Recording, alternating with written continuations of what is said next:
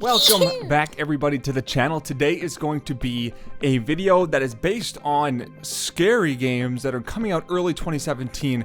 Now I do videos like talking about games that are coming out in 2017 that are going to be the scariest or top 5 things like that, but what I want to do here is specifically talk about Outlast 2 and Resident Evil 7. Now the reason I want to do this is because Resident Evil 7 has taken a change of direction, so to say, I would think. I think my camera might be a little off. I don't know, maybe it's just my imagination. But anyway, I believe that Resident Evil 7 has taken a turn, well, it has taken a turn from what it's been doing, which is a third-person zombie type game. Resident Evil 7 is going to be in the backwaters of Louisiana in a first-person type horror experience. Now, are you seeing a little bit why I can start looking at this a little bit like I'm looking at Outlast 2 here? Now, one thing that these games do have in common, we're going to talk about story and we're going to talk about that kind of stuff. I want to talk about what game is going to be scarier or even sell more, so to say, in 2017. I can't really say offhand because, I mean, the games they're made by two completely different companies with two completely different reputations, but what game is going to be scarier? That's what I'm going to try to look at here. So we will dive into some story a little bit. But what do you see a lot with these types of games? You see a lot of DLCs coming out for them. You see that the main storyline, if you just plow through it, can be considered short compared to other games like Grand Theft Auto, Watch Dogs 2, even the Call of Duty online gaming. These games do seem a little bit more short than that just because they're a story-driven game rather than a grinding type game, you know? So you see DLCs come out a little bit later on, and both of these games I guarantee are going to have DLCs coming out later in 2017. So if you're looking for a long-term playability type game, both of these are going to be offering DLCs, I guarantee, in later 2017. So let's take a look at some stories here. Resident Evil 7, I've said so far, has changed drastically from what they have made in the past few years here.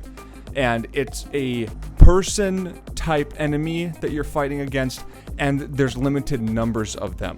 You're hunting for your wife in this backwoods Louisiana atmosphere that because these redneck hillbillies abducted your wife. That's the whole story in a huge nutshell. And you can tell that they really moved from that sci-fi type zombie stuff into a little bit more of a jump scare type game, you could even say.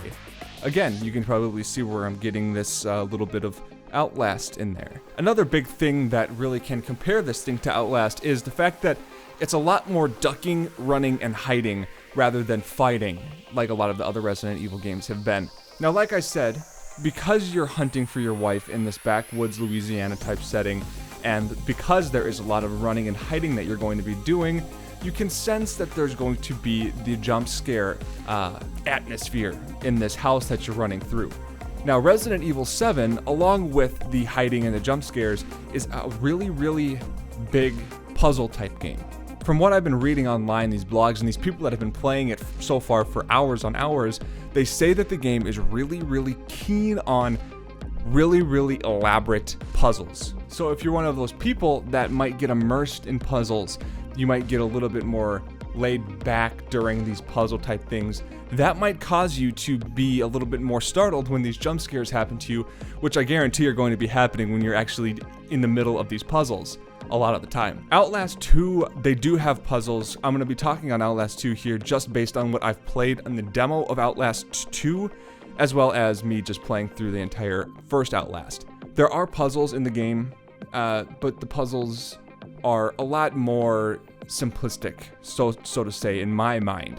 It's more like turn on this valve and then run into the other room and turn that valve on so that you can get out of this room. And it looks like there's going to be things like symbolism and things that you're going to have to pick up along the way to be able to understand puzzles in order to move forward in Resident Evil 7. The puzzles are going to be a lot more in-depth and they're going to be a lot more time-consuming, so to say. So if you're one of those people that like to just run through games and you're one of those people that want to just beat it, you're one of those people that you like the scares along the way, but you just like to say, hey, you know, I beat Outlast, or I beat Outlast 2, then Outlast can be for you. I mean, Outlast does seem like a very, very good game.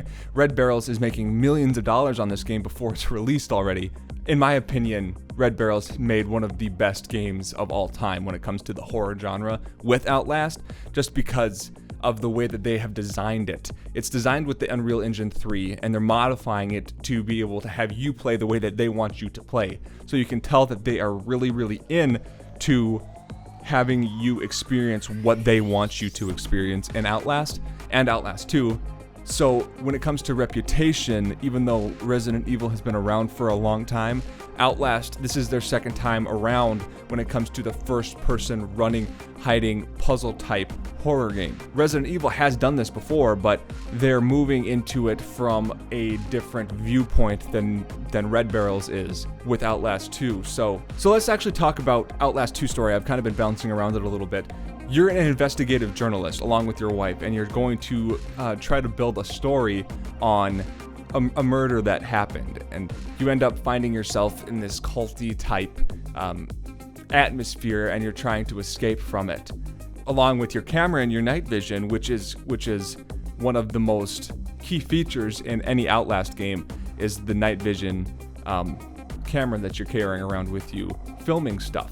That type of story versus the cannibalistic hillbillies of Louisiana, that's up to you. To me, I like that cannibalistic style Louisiana, super gory, super nasty type gameplay than I would with Outlast 2. I'm getting both of these games 100%, but I think that Resident Evil 7 is going to hold a little bit more of a let me buy that DLC first type of feel. But of course, this is all based on person to person here, so I hope this video helped you guys out. I'm just kind of telling you what each game is kind of bringing to the table here, not which one is better in your eyes. I'm just kind of telling you which is better in my eyes. So I hope that you guys liked the video. If you want to wait for Outlast 2, if you want to get Resident Evil 7 right off the bat, that's up to you. I hope you all have an awesome day, guys.